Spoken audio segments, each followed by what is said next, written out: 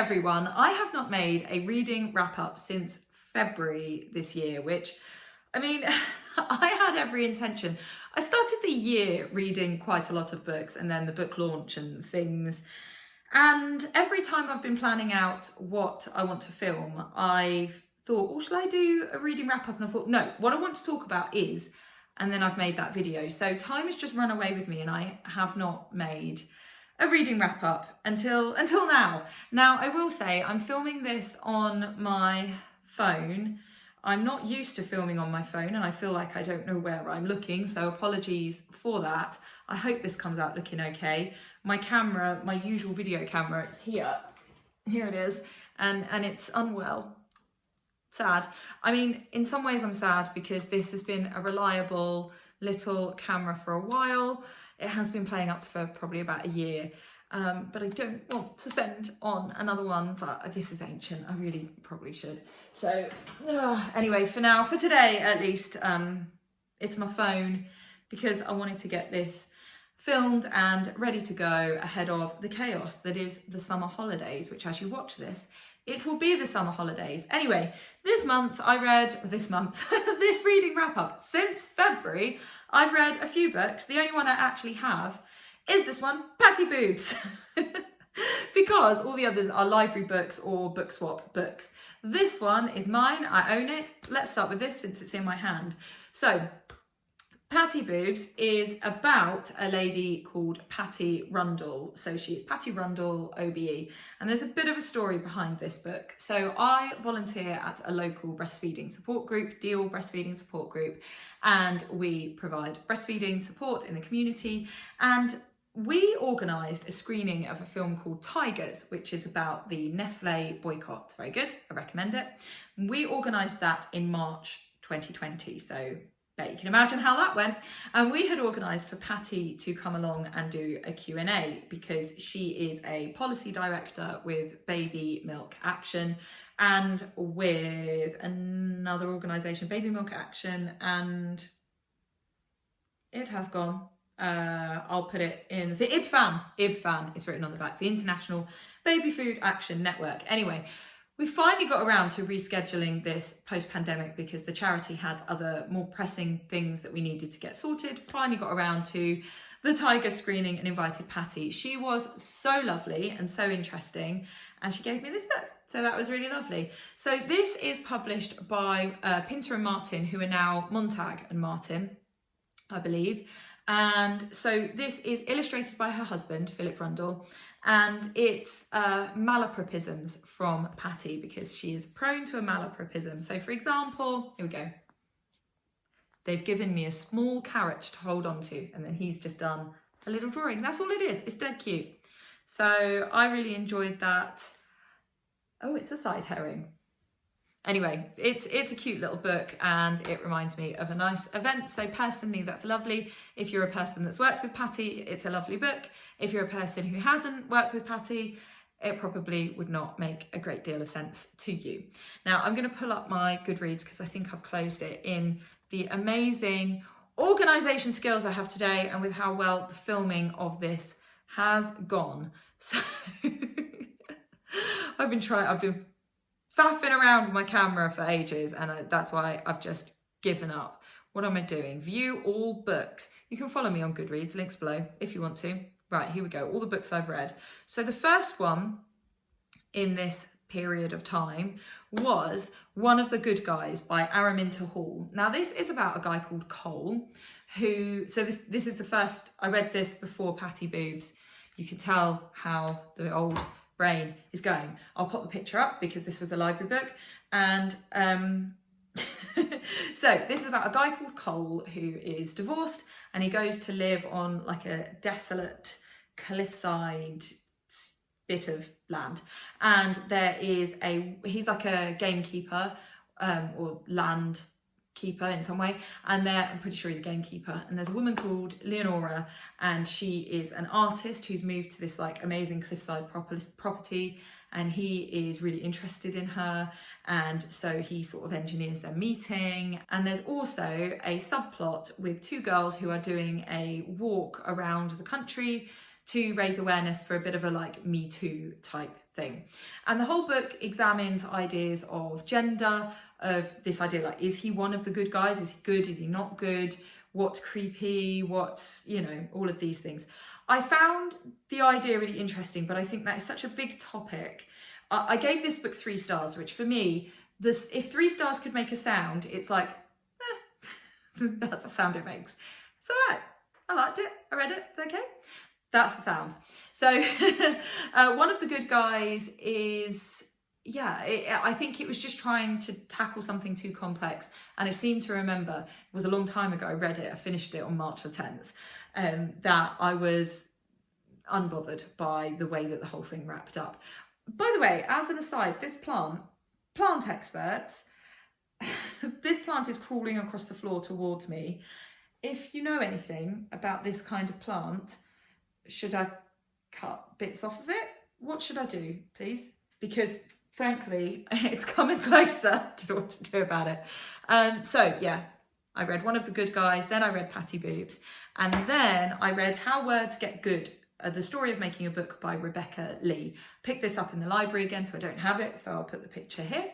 And this is basically looking at editing and making language as good as it can be. I gave this 3 stars because it was really interesting, but it got quite just boggy, and I really recommend it. It's really interesting. So I've just pulled up the page and it says Rebecca Lee is an editorial manager at Penguin Random House. Like, she knows her stuff. I think the mistake I made is I tried to read it cover to cover. This is the kind of book you should have on the side, read a bit, pop it back down again. But I tried to just properly read it, and so I enjoyed it, but I found it quite hard going. It's a lot to take in all at once. I think a good book to have a look at some of the technicalities of language. Interesting, some really interesting snippets about how different bits of language have sort of evolved over time, but it was hard going, and that's why I gave it 3 stars. The next book that I read in this period we are talking about, since February, is Salt, Sweat, Tears, The Men Who Rode the Oceans.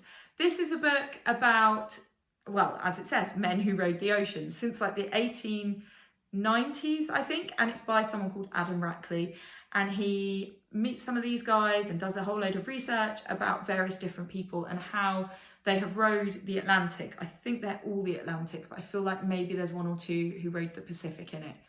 And I found it so interesting. So I read a book about Everest a couple of years ago that I really liked. I'm very interested in this idea of extreme adventure. And I don't know if it's because I live quite close to where they do the channel swims. And my husband used to joke that he would just get up one day and I'd be swimming to France, because it's something that I would like to do, but realistically I don't think I ever will. I'm not a strong enough swimmer. I'm an all right swimmer. I think I'm just interested in that idea of real extreme adventure. I gave this book 3 stars because although there were bits of it, I think what I want from it is I want that real personal story. I want to know how much of a challenge it was, how it affected their relationships, what was it like on the boat, the real emotive stuff. And there were bits of that, but there was also a lot of technicalities, and it was just a bit too much for me. So I really liked it, but it wasn't my fave. And my review my Goodreads reviews are terrible, because when I finish a book I'm like, and just write any old whatever into it. I'm not going to recommend that you follow me for my reviews, because for this I simply have said I don't think I'm going to row an ocean. That's it, that's my review. I don't disagree with what I've said. I don't think I am going to row an ocean, but what a review. Okay, so the next book that I read since February was An American Marriage by Tayari Jones. Now, this was our book club read, so I have started with some friends a new book club. If you have seen some of my other booktube type videos, you will know that I've been in book clubs before, haven't been in one for a little bit.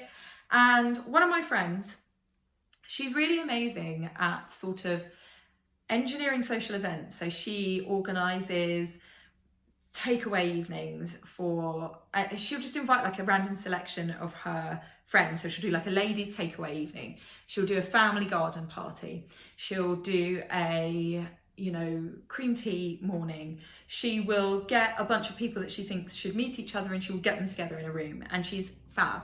And at one of these types of events, there's a plane going over because that is just how filming is going at the moment. If it's not planes, it's the chickens, it's the magpies. So anyway, it's going over now.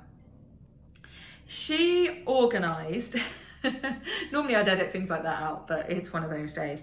She had organised one of those gatherings, and I was talking about books and book clubs, and everyone was kind of like, oh, I'd really love to be in a book club. So we made a book club, and it's been really, really nice. This was our first pick, and what I will say is that our choices are largely based around looking up what book clubs read and seeing what's available through the library. So it's, yeah.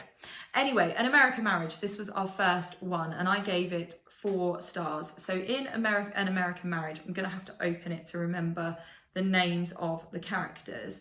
So Celestial and Roy, they are newlyweds. They're like so in love, so happy. And Roy is suddenly sent to prison.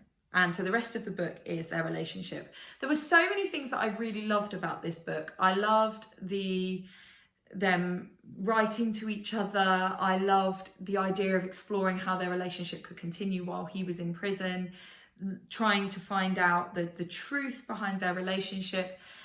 The writing was really, really good, but I really struggled with Celestial's career. So she's an artist and she makes these dolls called, are they called papooses? I think, no, poupées, they're called poupées, which as a child, I thought was funny. I know it's just French, but yeah, I found that amusing. And she makes these dolls and they're like so incredible and emotive. And I think I sometimes struggle when a character is an artist because I think it's too often. And like her husband's in prison. How is she supporting herself by making these really weird dolls? I don't know. I found that a bit odd. And I found that their relationship was so doomed, and it was really hard to support their relationship continuing in any way. And to see, I think I got to the point where I was like, why are you together? And yeah, there was just, I think realistically, with the way that their relationship had started, the way that it was, they were quite different people who would sort of come together. I think that I would have just had, he went to prison and she was like, this is hard. And I know it was trying to explore how their relationship, you know, bridged that gap, but I don't know. I just found their relationship difficult to invest in. So 4 stars, didn't quite have me hooked on them. The next book that I read was It Ends With Us by Colleen Hoover, because I had seen so many people over time on BookTube, Bookstagram, talking about this book, and I wondered what the deal was with it. So this book centres around a character called Lily, and she meets this neurosurgeon called Royal Kincaid, which for a start is a silly name. And he's like so attractive and so intelligent and like, wow. And she starts a florist, because of course she does. Of course she starts a florist. Again, arty job, starting a small business. I just find it unrealistic in these circumstances. So she is sort of navigating their relationship and everything around it. And my review of this, I gave it 2 stars, and I simply said, I don't think I can add anything that other reviewers haven't said. Nope. That's because he is a red flag, a walking red flag. Just no. I know that the author has said that she's trying to raise awareness for domestic abuse, and I should say, trigger warning, by the way. I just found the whole swoony guy who's like, I'm not a bad person, I'm just a guy who does bad things. No. And I just couldn't.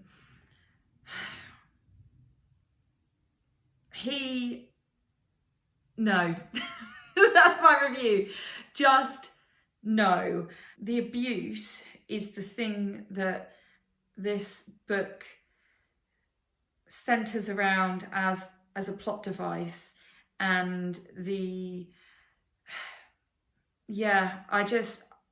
think you have to be so careful when you're writing a book about something like domestic abuse, and I didn't like some of the things that are said. I just didn't feel like it was handled very well, and I just, not the one for me.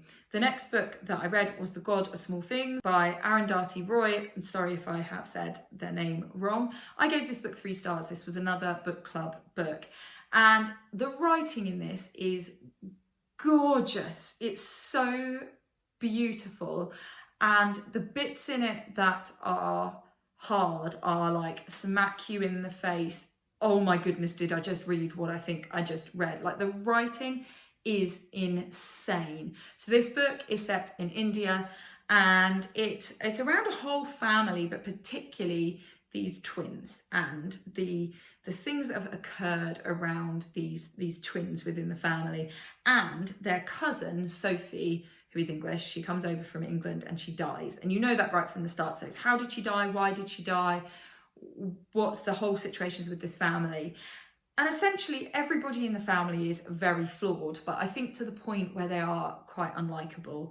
And I felt it was stunning writing, but quite dense at times.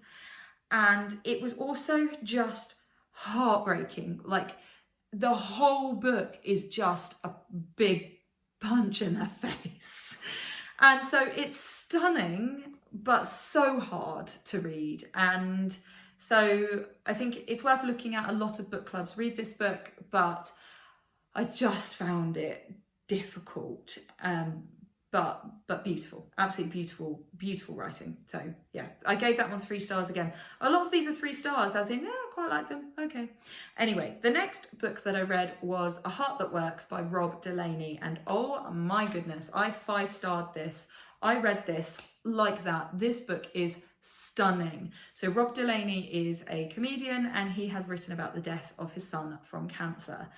And this book is, I mean, so painful, but also full of love, and just, it's written so beautifully to demonstrate the anger, the heartbreak, the love, it's stunning. So heartbreaking, read it at the right time, but wow, amazing. I don't think I've actually reviewed it. I'm just having a look. I've given it 5 stars, but I haven't written anything. But I was proper blown away. It's stunning. And Rob choosing to share this story, amazing, absolutely amazing book. The next book that I read was The Pact by Jodi Piccoult. My mother-in-law likes Jodi Piccoult. She reads her books and passes them on to me. I gave it 2 stars. This book is about 2 families, the Harts and the Golds. And Emily Hart, have I got that the right way round? It's Chris and Emily. I forget which way round it is, which one's the Hart and which one's the Gold. It's all very Romeo and Juliet. They grow up in houses next to each other. Their families are best friends. They are just destined to be together. And Emily dies. And that's right at the beginning of the book. That's not a spoiler. Emily dies, and it appears to have been a pact. And so, as Jodi Piccoult's books do, this follows the court case. They always have like a legal side to it. As always, there are aspects of it that are interesting, but for me, the thing that turned me off to this book, because in general, I quite like Jodi Piccoult. I think she chooses really interesting circumstances, imperfect characters, and looks at how a situation is navigated through a legal process and then sort of finding out what really happened. But for me, their relationship was so Romeo and Juliet. It was so like, I love you so much, and so, I don't know, a bit kind of too much. Chris was annoying. I think that, you know, Emily should have dumped him a long time ago. There were a lot of issues around consent in this that really I didn't like. The ending of it, I just, no. Do you know what? As I say, there is a Romeo and Juliet-esque side to this, and I am not a romantic. I'm always the person that's like, no, they shouldn't be together, or, you know, I didn't like Chris. Wasn't invested in their relationship, and as soon as it had issues around consent, no, didn't like this one at all. The next book that I read, Atomic Habits by James Clear. I've wanted to read this for a while because I've seen quite a few people talking about it, and I listened to this on audiobook on Spotify, so that was cool. And I gave this book 4 stars. Now, I really liked this book. I am somebody who is very, like, I have a lot of routines to make sure that all of the things happen. We live in a busy household. I have 3 children. I have a dog. Things are always quite...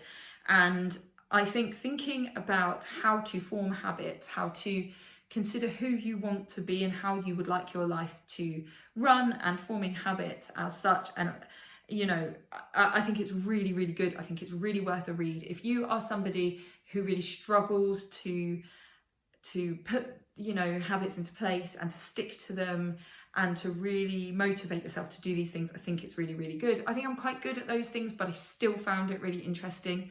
The reason why it's 4 stars and not 5 is because I started to find it a little bit repetitive and a bit long, but it's really good. So I fully recommend, very, very interesting. The next book on my list is Fair Rosaline by Natasha Solomons, which I'm very surprised I gave 3 stars to because I didn't like this book. So I'm actually going to change that. So this was another book club book, and so it's a retelling of Romeo and Juliet, and it centres around the character of Rosaline.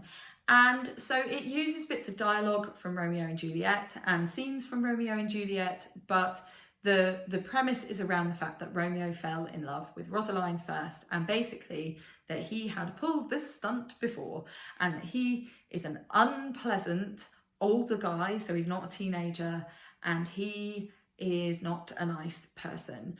And I think for me, the things that I found difficult was I didn't really like that most of the male characters in this book were in on this kind of unpleasantness. Rosaline's voice was really annoying. I didn't like her character in the way that she was written and the way that she spoke. There was a weird juxtaposition between the original Romeo and Juliet and then the way she spoke, and like called Tybalt cuz, and like I was like, no, it just didn't quite sit. The relationship between her and Tybalt didn't sit right with me. The whole characterization of Romeo, I thought it was interesting, but I didn't agree with it. I thought that what the author was trying to do, and she has an author's note in the end that's very interesting, can see what she was trying to do. And in our book club, there were a couple of people who liked it and found it very, very interesting. For me, I just wasn't on board with it, and I didn't believe it. I wasn't, you know, as I say, didn't like her character, didn't really like the way that Romeo had been reportrayed. And an interesting thing amongst our group was that quite a few people were big fans of Romeo and Juliet. I'm not massively. I read it at school. I'm not massively into Shakespeare. It wouldn't be my favourite Shakespeare. I'm just unbothered. But there were a couple of people in our group who were like, oh, kind of ruined Romeo and Juliet for me. So, and I think that's a shame. Nonetheless, interesting thing that the author is trying to portray, wasn't for me. The very last book I'm going to talk about is Oogy, The Dog Only a Family Could Love. I got this from the library. I gave it 3 stars. So this book is about a dog that has been attacked. It's a baiting dog, so it's in a terrible state, picked up in a house raid, and this family adopt it. And initially I quite liked it. It started off with an interesting, it starts with Larry's routine, and then talks about how they got the dog and also about how they adopted their children. There's a lot of personal stuff, like just life stuff, less about the actual dog. And then I just felt like it wasn't enough about the dog. It was a lot about other things, and that actually I disagreed with some of the stuff around the dog. So they talk about a previous dog that they'd had that had bitten a child and really badly hurt the child, and it's kind of glossed over. And I was like, no, sorry, your dog attacked a child and then now you're taking in a baiting dog and you have children. I found that really, really hard because it was kind of glossed over that, oh, it was fine.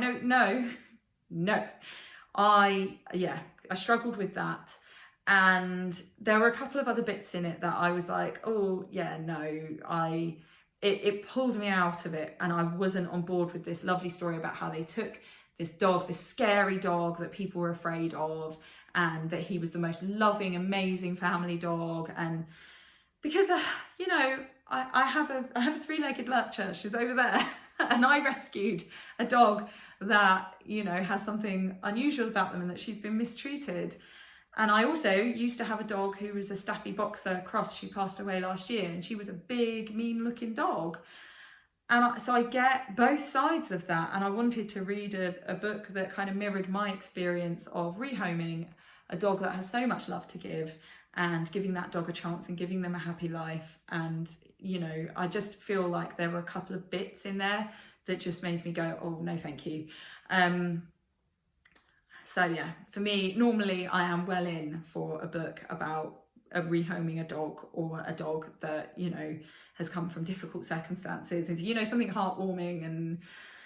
But no, it just, yeah, it fell short for me. It wasn't the one. So how many books is that? 1, 2, 3, 4, 5, 6, 7, 8, 9, 10, 11, 12 books we have just gone through in half an hour. Once I've edited this down, it will be a bit less.